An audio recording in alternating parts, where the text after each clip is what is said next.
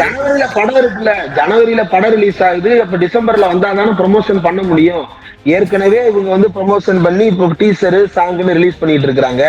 அடுத்து படத்துக்கு ப்ரொமோஷன் பண்றதுக்கு 4ஆம் தேதி வந்தாதான் ஒரு மாசம் ப்ரொமோஷன் பண்ணி டோர் டு டோர் கேம்பெயின் பண்ணி படத்தை ஓட்ட முடியும் அப்படின்னு நம்புறாரு. அதிகாரப்பூர்வமா புஷி ஆனந்த் அவர்களோ அல்லது வந்து விஜயோ இது குறித்து அறிவிப்பு வெளியிட்டு இருக்கிறாங்களா? ஏன் காவல்துறை தேவையில்லாம அனுமதி கொடுத்து விட்டு அதற்கு பிறகு இவங்கள்ட்ட வந்து மல்லு கட்டிக்கிட வேண்டியது இருக்கிறது? ஏன்னா காவல்துறை மேல நம்பிக்கை இல்லைன்னு கோர்ட்டே சொல்லிருச்சுன்னு அவர் சொல்றாரு. தமிழ்நாடு காவல்துறை மேல நம்பிக்கை இல்லைன்னு சுப்ரீம் கோர்ட்டே சொல்லிருச்சுன்னு விஜய் சொல்லியிருக்காருல்ல. நம்பிக்கையற்ற காவல்துறை எதுக்கு சார் அனுமதி கொடுக்கணும்? அந்த காவல்துறை அனுமதியை மறுக்கட்டும். ஏன்னா நம்பிக்கை இல்ல.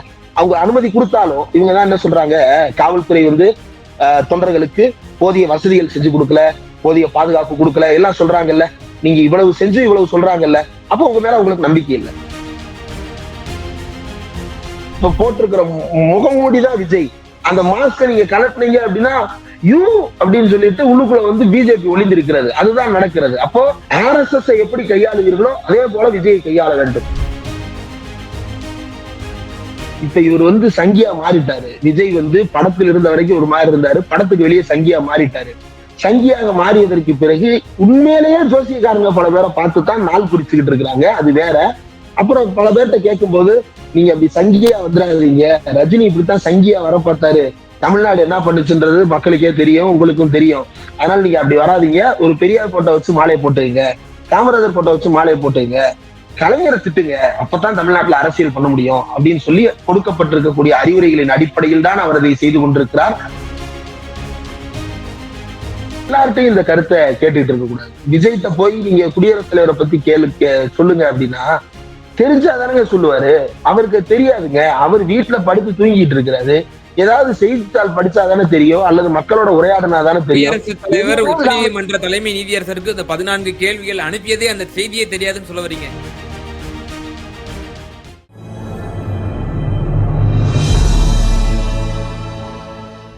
தமிழ் நியூஸ் நேயர்களுக்கு அன்பு வணக்கம். இன்றைய சிறப்பு நேர்காணலில் நம்மோடு இருந்திருக்கும் சிறப்பு விருந்தினர் ஊடகவியலாளர் மரியாதைக்குரிய இந்திரகுமார் தேரடி சார். சார் வணக்கம்.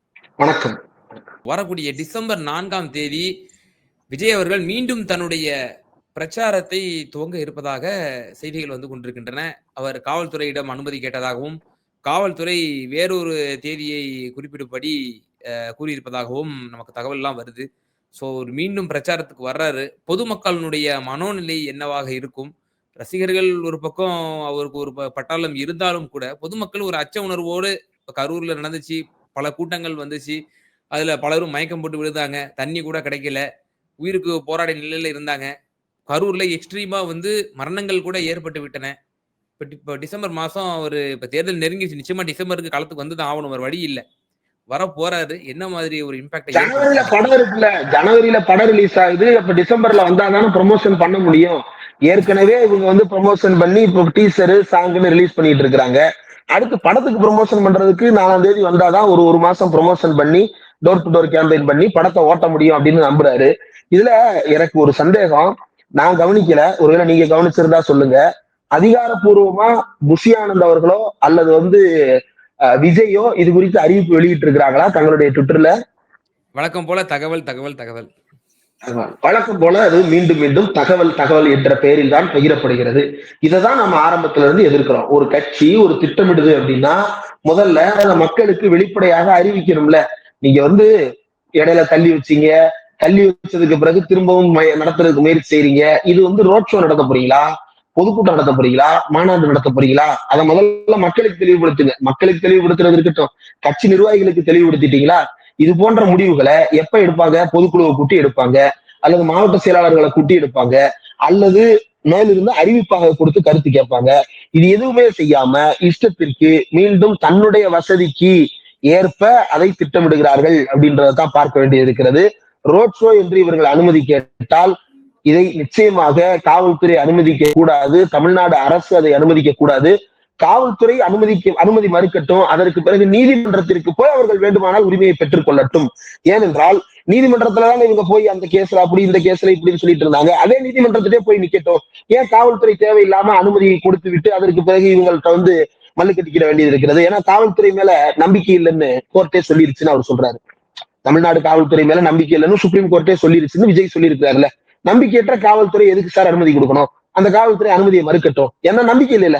அவங்க அனுமதி கொடுத்தாலும் இவங்கதான் என்ன சொல்றாங்க, காவல்துறை வந்து தொண்டர்களுக்கு போதிய வசதிகள் செஞ்சு கொடுக்கல, போதிய பாதுகாப்பு கொடுக்கல, எல்லாம் சொல்றாங்கல்ல. நீங்க இவ்வளவு செஞ்சு இவ்வளவு சொல்றாங்கல்ல, அப்ப உங்க மேல உங்களுக்கு நம்பிக்கை இல்ல. உங்க மேல நம்பிக்கை இல்லாத ஒருத்தர் உங்கள்ட்ட வந்து கடிதம் கொடுக்கிறாருன்னா அரசியல் ரீதியா உங்களை பழிவாங்க நினைக்கிறாரு. அதனால தமிழ்நாடு காவல்துறை இயக்குனர் அவர்களுக்கு நான் சொல்லிக்கொள்ள விரும்புவது, இந்த அனுமதியை நீங்கள் கொடுப்பது என்பது உங்கள் மீது நம்பிக்கை இல்லாத ஒருத்தருக்கு நீங்க கொடுக்கிறது. உங்க மேல நம்பிக்கை இல்லை அப்படின்னா அவர் கோர்ட்டுக்கு போய் வாங்கிட்டு வரட்டும். இப்ப மற்ற அரசியல் கட்சிகளும் காவல்துறை விமர்சிக்கிறாங்க, அது வேற. ஆனா இவர் ஒட்டுமொத்தமாக வேலை செய்த ஒருத்தர், இப்ப எழுச்சி தமிழர் திருமாவர்கள் வந்து விமர்சிக்கிறாரு அப்படின்னா அவர் களத்துல வந்து பாதிக்கப்பட்டிருக்கிறார்கள். அந்த கட்சிக்காரர்கள் காவல்துறையால் பாதிக்கப்பட்டிருக்கிறார்கள். அவர்கள் அந்த காவல்துறை நோக்கி விமர்சனம் வைக்கிறார்கள், அது வேற. ஆனா அதை விட்டு இவர்கள் வந்து என்ன சொல்றாங்க, 300 பேர் போட வேண்டிய 1,000 பேர் போட்டுகிறார்கள், காவல்துறை அரசியல் செய்து விட்டார்கள் என்றெல்லாம் பழி போடுகின்றவர்கள் நாளைக்கு எல்லா மாவட்டத்திலையும் காவல்துறை மேல பழிய போட்டு தப்பிக்கதானே பார்ப்பாங்க. இவங்க காவல்துறையால பாதிக்கப்பட்டார்கள் என்பதற்கு ஏதாவது ஒரு ஆதாரம் இருக்கிறதா? இப்ப சிஐடியு போராட்டம் நடத்துகிறது, காவல்துறை அந்த சிஐடியை சேர்ந்த நபரை கண்காணாத இடத்திற்கு தூக்கிட்டு போய் வச்சுக்கிறாங்க அப்படின்னா காவல்துறையை அங்க நேரடியா கண்டிக்கிறோம். காவல்துறை அங்க வந்து நேரடியா குற்ற செயலில் ஈடுபடுது அப்படின்றத கண்டிக்கிறோம். 2வது, போராட்டம் நடத்தும் போது காவல்துறை வந்து வன்முறையை கையாளுகிறதா, அந்த வன்முறையை கையாளுறதுக்கு ஆதாரம் இருக்கிறதா, அதை கடுமையாக எதிர்க்கிறோம், கண்டிக்கிறோம். உங்கள் மீது வன்முறை என்று சொல்லப்படுகிறது, உங்கள் வாகனங்களை தாக்குனாங்கன்னு சொல்லப்படுகிறது, எல்லாமே தகவல் அடிப்படையில ஒரு பொய்யை கட்டமைத்து வேண்டும் என்று அவதூறு பரப்புறீங்க. பாதிக்கப்பட்டவர்கள் காவல்துறையை விமர்சிப்பதற்கும் எந்த சம்பந்தமும் இல்லாமல் எந்த விதமான பாதிப்புக்கும் உள்ளாகாமல் சம்பந்தமே இல்லாமல் காவல்துறை விமர்சிப்பவர்களுக்கும் வித்தியாசம் இருக்கிறது. இந்த வித்தியாசத்தை தான் நாம் மக்கள் மத்தியில அம்பலப்படுத்தணும். அப்ப இவங்க மட்டும் தான் காவல்துறை இது பண்றாங்க, மற்ற யாருமே செய்யலையா அப்படின்னா அவங்க எல்லாம் அந்தந்த அதிகாரிகளை, அந்தந்த காவல்துறை அதிகாரிகளை ஒரு குறிப்பிட்ட விஷயத்துல எதிர்க்கிறாங்க, ஒரு குறிப்பிட்ட பொருள்ல எதிர்க்கிறாங்க. உங்கள்கிட்ட என்ன பொருள் இருக்கு, என்ன ஆதாரம் இருக்கு? எதுவுமே கிடையாது. எல்லாமே பொய்கள், கட்டுக்கதைகள், வாட்ஸ்அப்பில் பரவுகின்ற வதந்திகள். இது யாருடைய ஸ்டைல்? பாஜகவின் ஸ்டைல். இது யாருடைய ஸ்டைல்? RSS style. இது யார் கடந்த காலத்துல செஞ்சிருக்கிறா? மோடி குஜராத்ல செஞ்சிருக்கிறாரு, திரிபுரால பாஜக செஞ்சிருக்குது, அஸ்ஸாம்ல பாஜக செஞ்சிருக்குது, டெல்லியில பாஜக செஞ்சிருக்குது, உத்தரப்பிரதேசல பாஜக செஞ்சிருக்கிறது. தமிழ்நாட்டுல பாஜக செஞ்சா கொண்டைய மரண சங்கின்னு மக்கள் கண்டுபிடிச்சிருவாங்கன்றதுனால இப்படியான முகம் வேற்று முகத்தை இப்ப வந்து ஸ்கூபிடு மாதிரி, அதாவது இப்ப போட்டிருக்கிற முகமூடிதான் விஜய். அந்த மாஸ்க நீங்க கலட்டினீங்க அப்படின்னா யூ அப்படின்னு சொல்லிட்டு உள்ளுக்குள்ள வந்து பிஜேபி ஒளிந்திருக்கிறது. அதுதான் நடக்கிறது. அப்போ RSS எப்படி கையாளுவீர்களோ அதே போல விஜயை கையாள வேண்டும். RSS பேரணிக்கு எப்படி தமிழ்நாடு அரசு கடுமையாக ஃபைட் செய்து பிறகு நீதிமன்றத்தில் அவர்கள் வந்து அனுமதி பெற்றார்களோ அந்த அளவுக்கு ஒரு கடிவாளம் போட வேண்டும் என்று ஒரு கோரிக்கையை முன்வைக்கிறீங்க தமிழக அரசு. ஏன்னு சொல்றேன், RSSக்கு ஏங்க அனுமதி மறுக்கிறீங்க? அவன் வந்து ஆயுதங்களோட போய் நிக்கிறான், அதனால எதிர்க்கிறான். இதை தவிர்த்து வேற என்னென்ன காரணங்கள் இருக்கு?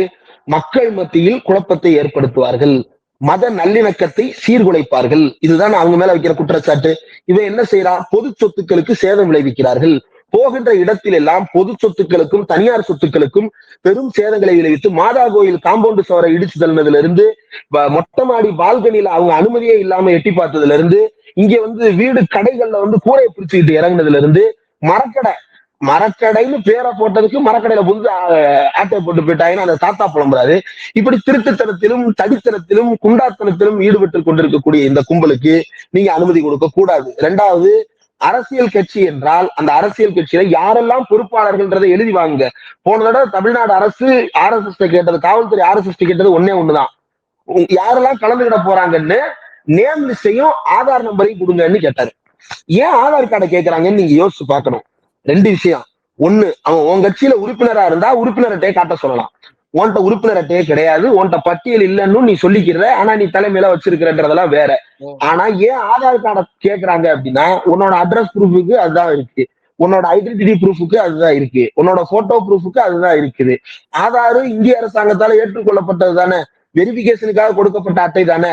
அதே வெரிபிகேஷன் பர்பஸுக்கு இந்திய அரசாங்கத்தால், இந்திய அரசமைப்பு சட்டத்தின்படி உருவாக்கப்பட்டிருக்கக்கூடிய மாநில அரசால் நிர்வகிக்கப்படக்கூடிய காவல்துறை வந்து அதை கேட்கிறது. இதுல என்ன தப்பு இருக்குது? அதே போல தாவேக்காவில் யார் யாரெல்லாம் அந்த கூட்டத்தின் பொறுப்பாளர்கள், அந்த கூட்டத்துல தண்ணி கொடுக்க போறது யாரு, அந்த கூட்டத்துல மக்களை வந்து மெயின்டைன் செய்து அங்க இருக்கிற சூழலை பாதுகாக்க போறது யாரு அப்படின்ற எல்லாத்தையும் எழுதிவாங்க. ஏன்னா திமுக வந்து மாவட்ட செயலாளர் மேடையில இருப்பாரு, பகுதி செயலாளர் மேடை கீழே நிற்பாரு, கிளை செயலாளர் அங்கங்க பிரிஞ்சு உட்கார்ந்து இருப்பாங்க.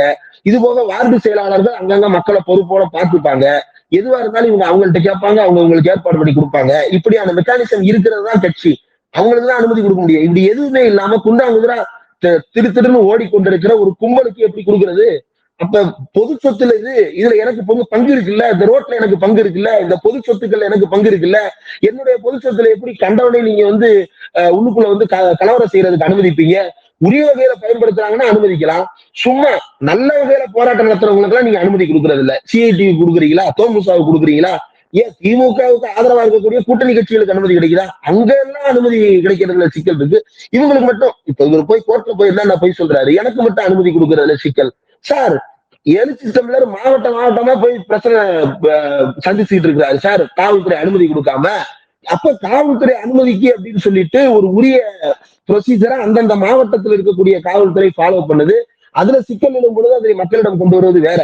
நீ என்ன கொடுத்தாலும் நான் ஃபாலோ பண்ண மாட்டேன்னு இருக்கிற ஒரு குண்டாஸ் கும்பலுக்கு நீங்க என்னத்தை காட்டிதான் நீங்க இது பண்ணுவீங்க, கட்டுப்படுத்துவீங்க? அப்ப RSS டீல் பண்ற மாதிரிதான் இவங்களை டீல் பண்ணணும். நிச்சயமா சார். இறுதியான ஒரே ஒரு கேள்வி. இப்போ இந்த ஸ்டாம்பீட் நடந்து 38 நாட்களுக்கு பிறகு தான் ஒரு சிறப்பு பொதுக்குழு கூட்டுனாங்க. அதுலயும் வன்முறையான, துவேஷமான பேச்சுக்களையும் நிர்வாகிகள் வெளிப்படுத்தினாங்க. நாகரிகமற்ற பேச்சை விஜய் பேசினார் என்றெல்லாம் நம்ம கண்கூடாக நம்ம பார்த்தோம். இப்போ என்ன இஷ்யூஸ அட்ரஸ் பண்ணுவாங்க? இப்போ ஆளுநர், குடியரசுத் தலைவர் விவகாரத்திலையும் he has to address. But he didn't. அவருக்கு இந்நேரத்துக்கு அவர் பேசி இருக்கணும். ஆளுநர் தொடர்ந்து மாநில அரசுகளுக்கு எதிராக செயல்பட்டு கொண்டிருக்கிறார்கள், இந்த பிரசிடென்ஷியல் ரெஃபரன்ஸ் சம்பந்தமாக கருத்துக்கள் தெரிவிச்சிருக்கணும். இனி எண்ணற்ற இஷ்யூஸ். குறைந்தபட்சம் அவர் கொள்கை தலைவராக முன்னிலைப்படுத்தக்கூடிய தந்தை பெரியார், பெருந்தலைவர் காமராசர், இவர்கள் எல்லாம் தலைவராக வைத்துக் கொண்டிருக்கவர் இஷ்யூஸ் அட்ரஸ் பண்ணணும். அந்த 38 நாளா எந்த இஷ்யூஸும் அட்ரஸ் பண்ணல, எதுவுமே பண்ணல. பேருக்கு அரசியலுக்கு மட்டும் இந்த நெல் சம்பந்தமாகவும் ஒரு சில விரல் விட்டு எண்ணக்கூடிய விஷயங்களுக்கு மட்டும் தான் அவர் பேசியிருக்கிறார். இந்த சூழ்நிலையில் அவர் அடுத்த மாதம் அவர் மக்கள் மத்தியில் போய் அவர் என்ன மாதிரியான அட்ரஸ் பண்ணுவார்? அட்ரஸ் பண்ண முதல்ல சரக்கு இருக்குமா, இல்ல கரூரையே மையப்படுத்தி அவருடைய அரசியலை உருட்டுவாரா? இறுதியான கருத்து. சரக்கு இருக்கும், அட்ரஸ் இருக்குமான்னு தான் தெரியாது. இந்த கவர்னர் விவகாரத்துல அவங்க பேசணும்னு நாம எதிர்பார்க்கிறது அல்லது மக்கள் மத்தியில் அந்த எதிர்பார்ப்பு வர்றதுக்கு காரணம் நீங்க சொன்னது போல அந்த கொள்கை தலைவர்கள் படத்தெல்லாம் வச்சுட்டு இருக்கிறாரு அப்படின்றதுனாலதான். அப்போ அதையும் வச்சுக்கிட்டு இவர் கருத்து சொல்லாம இருக்கிறாரு அப்படின்னா அதனுடைய அர்த்தம் ஒண்ணுதான், அந்த போட்டோல இருக்கிற ஆட்களுக்கு இதுக்கும் எந்த சம்மந்தமும் கிடையாது. இப்ப ஏடிஎம்கே போஸ்டர்ல பாத்துறீங்களா, அண்ணா போட்டோ எல்லாம் வைப்பாங்க ஒரு சில இடங்கள்ல. அண்ணா போட்டோ ஜெயலலிதா கடைசி வரைக்கும் அண்ணா நாமம் வாழ்க, புரட்சி தலைவர் எம்ஜிஆர் நாமம் வாழ்க அப்படின்னு சொல்லிட்டு எல்லாம் பேசிட்டு இருப்பாங்க. நாமம் தான் வாழும், நாமம் தான் வாழும், வேற எதுவுமே வாழாது. நாமம் மட்டும்தான் வாழும், அவர்களுடைய எந்த விதமான கொள்கையும் வாழாது. அதே போலத்தான் இங்கேயும் அவர்களுக்கெல்லாம் நாமம்னா பேர் மட்டும்தான் வாழும், பேருக்கு உள்ளு கொடுக்கக்கூடிய உள்ளடக்கம் வாழாது. அப்படித்தான் ஜெயலலிதா அண்ணாவையும் ஜெயலலிதா எம்ஜிஆரையும் பேசிக்கிட்டு இருந்தாங்க. கடைசி காலத்துல அவங்க சில முயற்சிகள் எடுத்தாங்க, அதற்கும் மக்கள் மத்தியில ஆதரவு இருந்தாலும் கூட அவர் கடைசியில அதை நிறைவேற்றுகின்ற இடத்தில் இல்லாம போயிட்டாரு. இப்ப இவர் பெரியார் போட்டோ வச்சிருக்கிறாரு. நீங்க பாஜக அம்பேத்கருக்கு மாலை போடுறதும் இவரு பெரியார் போட்டோவை தூக்கிட்டு சுத்துறதும், நீங்க பாஜக கூட்டங்கள்லாம் பாருங்க, அம்பேத்கர் பத்தி எல்லாம் பேசுறாங்க. எதுக்கு பேசுற? உனக்கும் அம்பேத்கருக்கு என்ன சம்பந்தம்? நீ இந்த நாட்டை எப்படியெல்லாம் ஆள வேண்டும் என்று, எப்படியெல்லாம் ஆக்க வேண்டும் என்று நினைக்கிறாயோ அப்படியெல்லாம் இருக்கக்கூடாது, உயிரே போனாலும் இந்து ராஷ்டிரம் அமைவதை தடுத்தே தீர்வோம் என்று பேசியவர் அண்ணல் அம்பேத்கர். அவர் சிலைக்கு வெட்கமே இல்லாமல் மாலை போடுறது இருக்குல்ல, இதை நீங்க எப்படி புரிஞ்சுக்கலாம் அப்படின்னா, இவங்களுக்கு எல்லாம் சினிமா உதாரணம் சொன்னாதானே புரியுது. அப்ப நம்ம சமீபத்துல ஒரு படம் வந்துச்சு, பிரதீப் ரங்கநாதன் வருங்கால தளபதி, இன்றைய இளைய தளபதி, அவர் ஒரு படம் நடிச்சிருக்கிறாரு டியூடுன்னு. அந்த டியூடு படத்துல சரத்குமார் கேரக்டர்ல சரத்குமார் ஒரு அப்பா கேரக்டர் நடிச்சிருப்பாரு. ஒரு ஆரம்பத்துல இருந்தே தன்னுடைய தங்கச்சியை போய் பூஜை பண்ணி கும்பிட்டுக்கிட்டே இருப்பாரு. தனியா தங்கச்சி கோயிலே கட்டி வச்சிருப்பாரு, அங்க போய் தியானம் பண்ணிட்டு இருப்பாரு. அப்போ இந்த பொண்ணு போய் மமிதா பேஜு அவங்க போய் என்ன சொல்லுவாங்க, நான் லவ் பண்றேன்பான்னு சொல்லும் போது அவர் ஒரு கதையை ரிவீல் பண்ணுவாரு. இந்த என் தங்கச்சிக்கு என்னாச்சு தெரியுமா, அவங்க கிணத்துல விழுந்து செத்துட்டாங்க, கிணத்துல போட்டு கொன்னுட்டேன் அப்படின்னு சொல்லுவாரு இல்லையா. நீயே கொன்னுட்டு நீயே சாமி கும்பிடுற அப்படின்னா, ஒரு ஜோசியக்காரர் சொன்னாரு சாமி கும்பிடுங்க, அப்பதான் உங்க தங்கச்சி தெய்வம் ஆயிடுச்சு, அந்த தெய்வத்தை நீங்க கும்பிட்டு சாந்திப்படுத்துங்க அப்படின்னு அவர் சொன்னாரு, அதனால பண்றேன் அப்படின்னு சொல்லிட்டு சரத்குமார் விளக்கம் சொல்லுவார்ல. அதே போலதான் இப்ப இவர் சங்கியா மாறிட்டாரு. விஜய் படத்தில் இருந்த வரைக்கும் ஒரு மாதிரி இருந்தாரு, படத்துக்கு வெளியே சங்கியா மாறிட்டாரு. சங்கியாக மாறியதற்கு பிறகு உண்மையிலேயே ஜோசியக்காரங்க பல பேரை பார்த்து தான் நாள் குறிச்சுக்கிட்டு இருக்கிறாங்க, அது வேற. அப்புறம் பல பேர்கிட்ட கேட்கும் போது, நீங்க அப்படி சங்கியா வந்துடாதீங்க, ரஜினி இப்படித்தான் சங்கியா வர பார்த்தாரு, தமிழ்நாடு என்ன பண்ணுச்சுன்றது மக்களுக்கே தெரியும், உங்களுக்கும் தெரியும். அதனால நீங்க அப்படி வராதீங்க, ஒரு பெரியார் போட்டோ வச்சு மாலையை போட்டுங்க, காமராஜர் போட்டோ வச்சு மாலையை போட்டுங்க, கலைஞரை திட்டுங்க, அப்பதான் தமிழ்நாட்டுல அரசியல் பண்ண முடியும் அப்படின்னு சொல்லி கொடுக்கப்பட்டிருக்கக்கூடிய அறிவுரைகளின் அடிப்படையில் தான் அவர் அதை செய்து கொண்டிருக்கிறார். பெயரளவில் அவர்களை வைத்து கிட்டத்தட்ட எப்படி ஒரு சாதிய வன்முறையாளர் செய்த ஆணவ படுகொலை செய்த அந்த பெண்ணை தெய்வமாக மாற்றி வைத்திருப்பார்களோ அதே போலதான் இவர் படுகொலை செய்து கொண்டிருக்கின்ற பெரியாரிய கொள்கைகளை, இவர் கொன்று கொண்டிருக்கிற தமிழ்நாட்டின் தத்துவங்களை எல்லாம் பின்னாடி போட்டோவா மாட்டி வச்சுக்கிட்டு சாமி கும்பிட்டுக்கிட்டு இருக்கிறாரு. அவ்வளவுதான் பிஜேபிக்கும் இவருக்கும் இருக்கக்கூடிய ஒற்றுமை. ரொம்ப சிம்பிளான லைன்ல இதை நம்ம புரிஞ்சுக்கணும். இவர்கிட்ட போய் குடியரசுத் தலைவர், நாம ஒரு விஷயத்த முதல்ல புரிஞ்சுக்கணும். போய் சும்மா எல்லார்ட்டையும் இந்த கருத்தை கேட்டுட்டு இருக்க கூடாது. விஜய்கிட்ட போய் நீங்க குடியரசுத் தலைவரை பத்தி சொல்லுங்க அப்படின்னா தெரிஞ்சாதானங்க சொல்லுவாரு. அவருக்கு தெரியாதுங்க, அவர் வீட்டுல படுத்து தூங்கிட்டு இருக்கிறாரு. ஏதாவது செய்தித்தாள் படிச்சாதானே தெரியும், அல்லது மக்களோட உரையாடினாதானே தெரியும். குடியரசுத் தலைவர் உச்ச நீதிமன்ற தலைமை நீதியரசருக்கு இந்த 14 கேள்விகள் அனுப்பியதே அந்த செய்தியே தெரியாதுன்னு சொல்ல வரீங்க விஜய் அவர்களுக்கு? எதுவுமே தெரியாது, அவருக்கு எதுவுமே தெரியாது. தெரியாதுன்றதை தாண்டி அவர் தெரிஞ்சுக்கிட விரும்பல. அவரை வைத்து அவரை இவங்க எல்லாம் உசுப்பேத்தி விட்டு இருக்காங்க. நீங்க தான் அடுத்த முதலமைச்சர், நீங்க தான் அடுத்த முதலமைச்சர்னு யாரு சொன்னாலும் நம்புவாரு. நீங்க கூட போய் சொல்லுங்களேன், இப்ப என்னை ஒரு சார்புடையவனா பாக்குறாங்க, இப்ப நீங்க போய் சொல்லுங்க, அப்படியா சூப்பர், நீங்க ஒரு 4 கீ எக்ஸ்ட்ரா கொடுத்தீங்கன்னு வைங்களேன், வா சூப்பர் அப்படின்னு சொல்லிட்டு வேற ஏதாவது பொதுச் செயலாளர் பதவி கூட உங்களுக்கு கிடைக்கும். அந்த அளவுக்கு தான் அவருடைய அரசியல் அறிவு இருக்கிறது. கூட இருக்கிறவங்க அவரை வச்சு லிட்டரலா அந்த இன்டர்நெட் ஸ்லாங்ல சொல்றது மில்க் பண்றது அப்படிம்பாங்கல்ல, அதுதான் நடந்து கொண்டிருக்கிறது. விஜயனுடைய பெயரை வைத்து பாஜக அறுவடை செய்ய பார்க்கிறது. அதற்கு ஆதவர்ஜுனா உள்ளே இருந்து துணை புரிகிறார். இதுல புஷியானது ஏன் கூட வச்சிருக்காங்கன்னா, அவர் தான் ரொம்ப வருஷமா அந்த ரசிகர் மன்றத்தை பூரா நடத்திக்கிட்டு இருந்தாரு. எந்தெந்த மாவட்டத்துல எவன் எங்க இருக்கிறான்றதெல்லாம் அவருக்கு தான் தெரியும். அப்ப அவர் துரத்தி விட்டு, அதே போல அவர் பினாமியா வேற இருப்பாரான்ற சந்தேகம் எல்லாம் கூட இருக்கிறவங்களே எழுப்புறாங்க. அப்ப அப்படிலாம் துரத்தி விட்டுற முடியாது. பல பேரை புஷியானது பேர்லதான் என்டர்டெயின் பண்ணி வச்சிருக்கிறோம் அப்படின்றதுனால புஷியானதை உங்களால விரட்ட முடியாது. இப்படியாக இந்த கட்சி இயங்கி கொண்டிருக்கிறது. நீங்க கடைசியா அந்த நெல் பயிர்கள் பத்தி ஒரு அறிக்கை வந்துச்சு. நெல் எங்க முளைச்சது, எந்த ஊர்ல முளைச்சது, எவ்வளவு கடந்த பேட்டில நீங்க தெளிவுபடுத்துறீங்க அதை. அதான் எங்க முளைச்சது, ஏன் முளைச்சது, ஏதாவது அதுல சொல்லப்பட்டிருக்கா? எதுலயும் எதுவுமே சொல்லப்படல. அப்போ நீங்க அவர்கிட்ட கேட்டீங்கன்னாலும் இந்த பதிலில் எனக்கு சில மாற்று கருத்துக்கள் இருக்கிறது. இந்த பதில் அந்த ஜட்ஜ்மெண்டை கேள்வி எழுப்புவதாக இருக்கிறது. எந்த பதில், எந்த ஜட்ஜ்மெண்ட் எதுவுமே தெரியாது. ஜட்ஜ்மெண்ட் நம்பரு, டேட்டு எதுவுமே இல்லாம மொட்டை கடுதாசி தான் ஓட தெரியும் உங்களுக்கு. இப்ப உட்காந்து நோண்டிட்டு இருப்பாங்க, அபிஷேக் மனு சிங்வி போன்றவர்களுக்கு எல்லாம் கால் பண்ணிட்டு இருப்பாங்க. சார் இதுல நம்ம ஏதாவது ஆஜராயிருக்குமா சார், நம்ம பேர்ல பெட்டிஷன் போட்ட மாதிரி ஏதாவது பொய் சொல்லிக்கலாமா சார், டேய் இது பிரசிடென்ட் போட்டதுடா, இதுல எல்லாம் யாரும் இம்ப்ளீட் ஆக முடியாதுடா அப்படின்னு சொல்லிட்டு மண்டையில தட்டி விட்டு இருப்பாங்க. அதனால எல்லாம் பங்களான தூங்கிட்டு இருக்கிறாங்க. ஓகே, நிச்சயமா பல்வேறு விவகாரங்கள்ல எங்க நேயர்களுக்கு ரொம்ப தெளிவா உங்களோட கருத்துக்களை பகிர்ந்தீங்க. ரொம்ப நன்றி.